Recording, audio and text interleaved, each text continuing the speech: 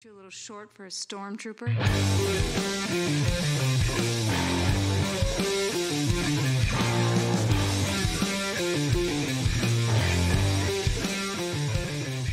What's up, nerds? Welcome to another episode of the Multiverse Report. We are recapping the most recent few episodes of Ms. Marvel, everywhere from New York City to Karachi, Pakistan, and everywhere in between. My name is Mike Gibson. With me, as always, is Steve Haller. What's up, Steve? Well, I didn't put as many miles on as Ms. Marvel did, but we are coming in hot from Albany, New York today. So Oh, yeah, that's right. Yeah. Threw a couple miles on the car today, and we're back in action. So All right. here we are. Cool. Well, we are glad to be back. And glad to be talking about Ms. Marvel because the last couple of weeks, Steve and I, either Steve had not been able to be caught up or I had not been able to be caught up just from life and other things we have going on. But now we're both caught up. There's 4 episodes out. We've watched all 4 of them. So the question, is Ms. Marvel marvelous? I think yes. What do you think, Steve? I would say that's a resounding yes. And, a resounding yes. I think both of us can confirm from the third party has no care or connection to any sort of comic book anything that the general public also thinks a resounding yes. And by that, I mean our wives. Yes. Yes, your wife loves it. My wife loves it. And I saw a report, we talked about, I think, on one of the other recaps that we did about Ms. Marvel that the rating was like the lowest rating for a debut Marvel show on Disney Plus or something out of all the other ones. But I saw something that took into account like this. The ratings are like the way they measure ratings is outdated. The way they measure ratings doesn't include people watching it on phones or laptops or things other than, televisions. An actual TV set. Yeah. Right. And so many younger millennials or like Gen Z people, like that's how they watch everything on smaller devices. They don't necessarily watch things on TV. They watch things on their phone. So all of Kenobi I watched on the screen that I'm looking at you on. Oh, yeah? Yeah. Yeah. So it happens. So like, I think this show it's incredibly high rated. Like the rating on Rotten Tomatoes is still like through the roof. So I feel like this show is probably doing very well amongst younger people, but just not being reported that way because the way the ratings are structured don't take that into account, basically. Yeah, and I've heard it was the highest rated but lowest viewership of any Marvel show at this point. Interesting. Yeah. Yeah, and it seems like, I mean, I get it. Like when you see the previews, if you're not, up for random shenanigans, it seems like it's more. It's not, your standard Marvel, like Falcon and the Winter Soldier. You knew there was going to be a beat 'em up, something was happening. Right. Like this was sold as a coming of age tale, and they've done a very good job of, laying the foundation for that. The foundwork? Yeah, we'll go with it. Yeah. But they're laying the foundation for that out there while also having this other layer on top of it, which seems to be working. And I think that's what's making it so endearing. Although at this point, since this is episodes all the way through episode 4, we keep getting introduced to more and more people. And we're just stockpiling numbers of people at this juncture. We'll see where that payoff is. But like we had Bruno, and then even in this episode, and her family, right? And then it was like now we have the cousins randomly, and Red Dagger and the rest of the Red Daggers.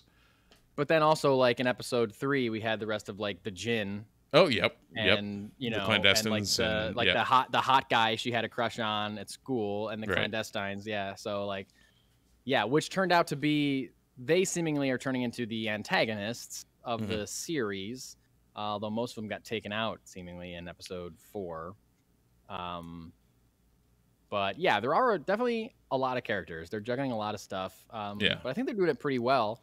And you're right when it's not, you say it's not your typical Marvel thing. Like it does not feel like any other MCU edition because it is a little bit lighter, and I feel like and a little more geared toward a younger audience almost. Like I think it feels like it was designed to try to attract younger viewers. Yep. And I don't think that is not a detriment to me. Like it's not spoiling my enjoyment of watching it at all. Not at all. And they're still doing the stuff that I talked about that I loved in episode 1, like when the texting back and forth, like the texts show up in the environment somehow. Right. Instead of just like, I think one time they did the stereotypical thing of like they showed the actual text bubbles on, just showed up on the screen. But other than that, it's all been like, oh, the kites over Pakistan form to, come together to form the words or whatever. Like, that's so cool. I really love it. So yeah, what have we missed? Okay, so she has debuted as, they call her Nightlight, I guess. Right. Thinks it's a terrible name. She saved that kid from falling. And so that was the end of episode 2, right? 2, I believe. Yep. Yeah. Was outside of, was it the roof of the mosque? Yeah, outside the mosque. Yep. And then episode 3 was her helping her friend run for a board member of the mosque. And then also Damage Control shows up. Damage Control shows up. Yep. And then 4 was like a big, I didn't know what like 4 felt like a lot. She shows up in Pakistan. Oh yeah, no, the end of 3 is the brother's wedding. There's a fight at the end of the brother's wedding. And then 4, she goes to Pakistan with her mom to meet her grandmother. And I don't know, I thought like, oh, this is just going to be her like researching and stuff. And then the second half of that episode is just a big fight. It's like a whole chase scene, fight scene. The entire second half of that episode is pretty great. Pretty excellent. Yep. I love, it reminded me kind of the beginning of the Incredible Hulk, the Ed Norton Incredible Hulk, where he's like running through those like rooftops of Brazil and stuff like that. Yeah. Like a chase scene in a foreign land like that. I always think is really interesting. Kind of like the streets are really busy. The streets are crowded. There's a lot of like possible external, like, innocent bystanders and like damage to be done and stuff like that. I always think that's Moon Knight really episode 2 or episode 3, same kind of deal. Yeah, exactly, same kind of thing. Yeah, I love that kind of stuff. So Steve, talk to me from a Marvel expert perspective. The clandestines, that sounded familiar to me. Is that a thing that I know about that I can't place, or is this? That is a thing, and I don't know as much about them as I should have. I want to say they're very minor Marvel characters. I really like. I had the same thing of like, I feel like I know of them, but I don't know if I know of them. That's exactly what I thought. I was like, oh, I feel like I've read that word before. Yeah, but and they don't know what it is. Yeah. And apparently they were Jinn. Like that wasn't complete. Like they didn't just like usurp a whole thing and like just slap slap one of their names on a different group of superpowered beings. Right. So the Marvel fandom wiki, because of course that is the guaranteed source of knowledge, is clandestine. So not clandestine like you would think of as the word clandestine. So 2 words, one being a clandestine is the superpowered progeny of Adam of Destine and Elaith, a Jinn.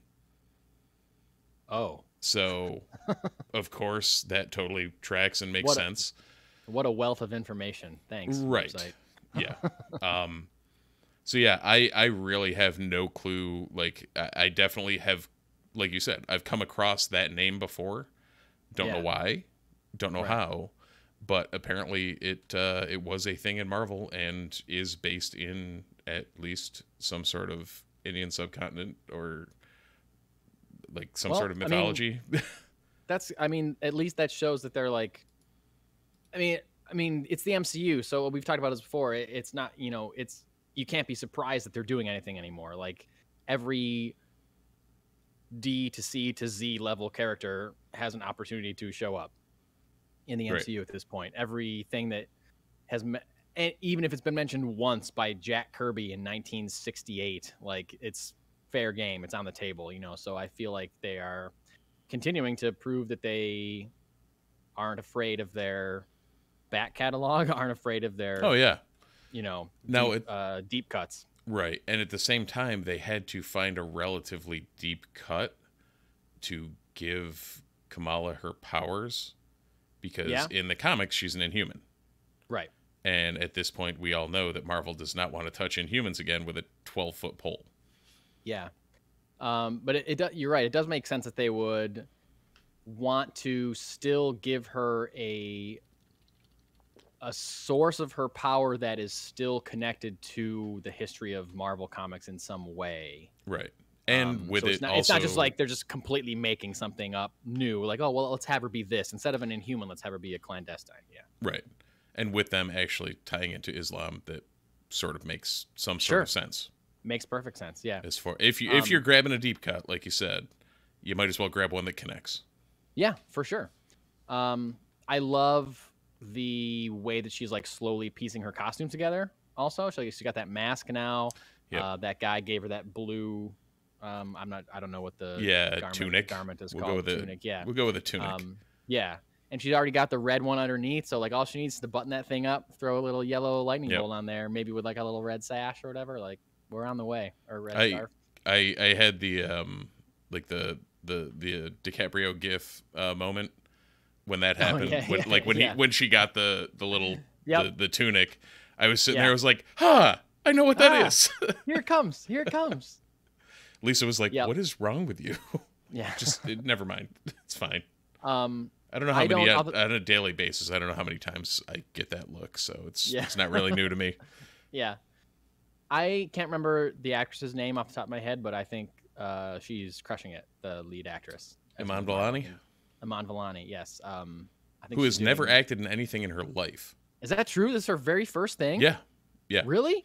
She was actually, if you go on Disney Plus, they have a Ms. Marvel like behind the scenes little vignette thing, and they explain like she was legit she was a Ms. Marvel super fan. Really? Yeah, and just got cast. Are you kidding me? She is Ms. Marvel. Yeah, she's Kamala Khan. Yeah, right. So it's the real life equivalent of Kamala Khan. Yep. Loving Captain Marvel and becoming Ms. Marvel is her loving Ms. Marvel and then becoming Ms. Marvel. Yep. Ms. Marvel. 100%. Wow, that's incredible. That makes me really happy. Oh yeah. That's a thing it was a great story. Yeah. Oh, that is great. Yeah, she's crushing it. I gotta say, the other actor that I love is I don't know this woman's name either, but the woman that plays her mom, I think, is incredible. Like super, just like natural and down, like, and accurate. I feel like I don't know. Like she's such a natural way about her, and the way that the two of them interact is like I really believe that this person is her mother. You know? Oh yeah. Well, and I'm just really interested in Bruno even.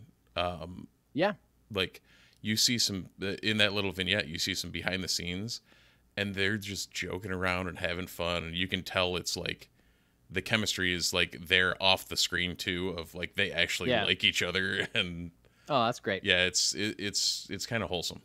Yeah. We needed that in 2022. Yeah. Actually, anytime from 2020 until now, wholesome is always good. Yeah, really anytime from 2006, fall of 2016. Yeah, you know. Now.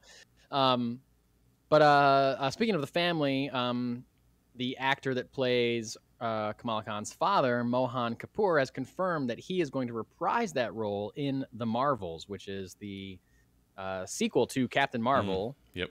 That is all but officially confirmed to not only star Brie Larson as Captain Marvel, but also Monica Rambeau and Ms. Marvel as well. And clearly her family plays a part in that as well. He said that the whole family has like a role in it.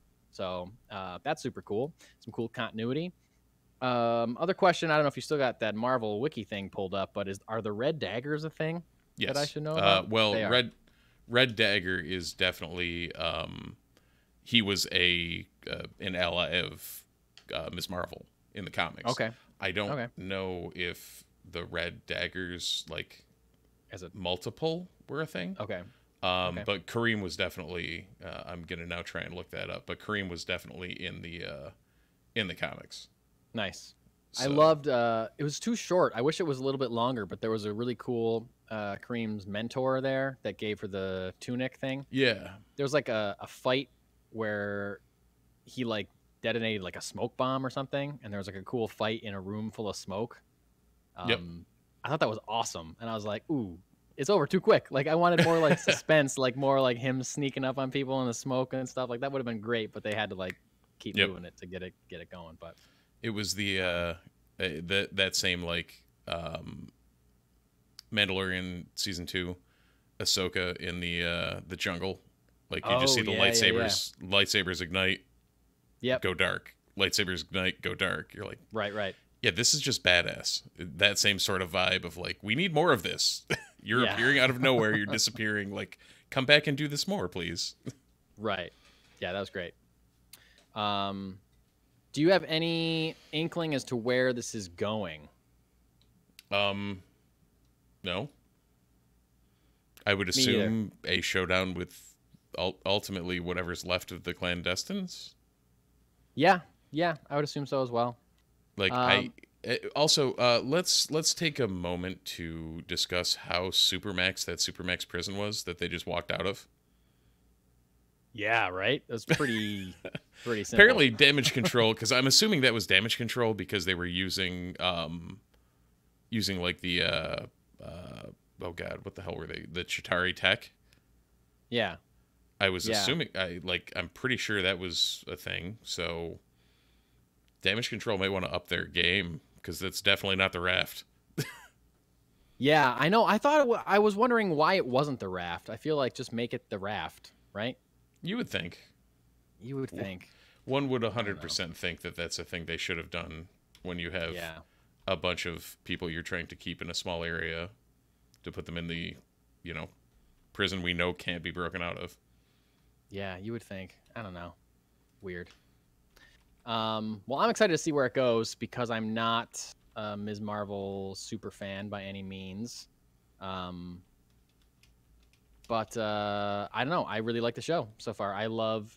I feel like I'm also learning a lot about like Muslim culture a little bit. Like I feel like the show is done. I mean, the directors of the show are Muslims as well, I believe. So I feel like that was a perfect fit. And they're like treating it. They're not treating it like on a very special episode of the Marvel Cinematic Universe, we will learn about the Muslim culture or whatever. It's just like, yo, this is life. This is what it is. Like. Right. And I think they wouldn't have been able to do that if they hadn't hired the right directors for it. Well, and I mean, super cool because again, it lends to like it not feeling like any other MCU thing. It's different. It looks different. It feels different. And it's about different people at their foundation. Right. I mean, Ms. Marvel herself, when she was created, I mean, it was all like the writers, the original creators were all Islamic. Yeah. So it's good to see that carried through. Yeah, right. They're treating it with the same respect that the book did. Yeah. Yeah, Sana Amanat, and then G. Willow Wilson as well. Adrian Alfana. Yeah. Yeah. So agreed. Yeah, Sana Amanat was a Pakistani American comic book editor. Perfect. Who was, she was the linchpin behind the whole thing. Right. So, yeah, fun times. Yeah. I think at this point, 4 episodes in, we can confirm that so far, Ms. Marvel is marvelous. Is marvelous. Is Ms. Marvel marvelous? Yes. And I guess we'll just be talking. We'll find out what happens. It's only 6 episodes, right? Classic Marvel Disney Plus show. 6 episodes. Yeah, I feel like it's either 6 or 9 are your 2 options. I feel like they got to start making these things longer. Like, give us 10, give us 9. Which one was 9? WandaVision. But that was it, right? Everything else was 6. Loki? I don't think so. I think Loki was 6. I could be wrong. And I know a lot of times you're dealing with like big stars that don't have a ton of like time. Right. But how do you squeeze that out of them? Write around it for some reason. Figure out a way to write a longer story. I don't know, or shoot around it, because 6 is like not enough. But I don't know. Maybe it is because there's such a glut of content. So maybe 6 is enough. There's Loki was 6. Anyway. Yeah. Anyway, I think that's all I got to say about Ms. Marvel so far, but I'm excited to see where it goes and what happens. Yeah, absolutely. It's been intriguing so far, and I think the last 2 episodes can only. Oop, what do you got? You got something? Oh, I just wanted to say, I just remembered something. I think it was from episode 2, and I may have teased it when we talked about episode 1 or when I talked about episode 2. There was a dance sequence when she got home from like meeting that like hot dude at the party, and she like closed the door and was just like dancing and singing a song in her head. I just thought that was incredible. I don't know. Oh, yeah. Like that was like so great. I loved it so much. I wish they did more like that. They're killing the feel of adolescence and like, yes, absolutely, and in that way. And I mean, I've mentioned I've only read maybe like 2 or 3 issues of Ms. Marvel anything in my life, but I've heard her compared a lot to Peter Parker, and I feel like they're definitely hitting that in this series for sure, where like she wants to be a hero, she wants to have these powers, but it's also kind of putting a big damper on her life in general, and it's like hard for her. It's like ruining her life at the same time. You know, it's like she's being presented with real life challenges in the face of her wanting to be a superhero. So they are classic Spidey, like old, like when Spidey was in high school and the whole 9 yards, like not aged up or any of that. It makes me really, really want to see Tom Holland's Peter Parker meet Ms. Marvel and like hang out. Like I want a movie. I want a team up movie of just the 2 of them. They would get along really well. I feel like they'd be really good friends. It would be great. Yeah. And we will have a little bit more Peter Parker to talk about coming up on our next episode. Yes, this is the recap of Ms. Marvel. We're also doing, I'm not sure if this is going to be in your feed first or the other longer weekly normal one. This should show up first, I think. This will show up first. So stay tuned for the full weekly recap of news, including some spider-ish kind of stuff. So that's all I got to say about Ms. Marvel, unless you got anything else to say, Steve. Nothing about Ms. Marvel, but feel free to like, subscribe, follow us here, follow us on any of the socials at The Multiverse Report, themultiverseport.com, themultiverseport@gmail.com. Check us out. We're fun people. Enjoy. We'll be talking weekly at you, into your ear holes about various things. That's right. So until next time, thanks for watching, thanks for listening, and we'll see you in the multiverse.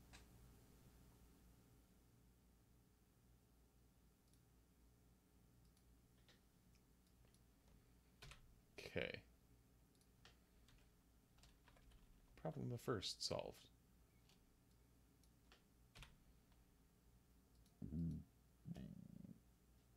Been holding that burp in for a while.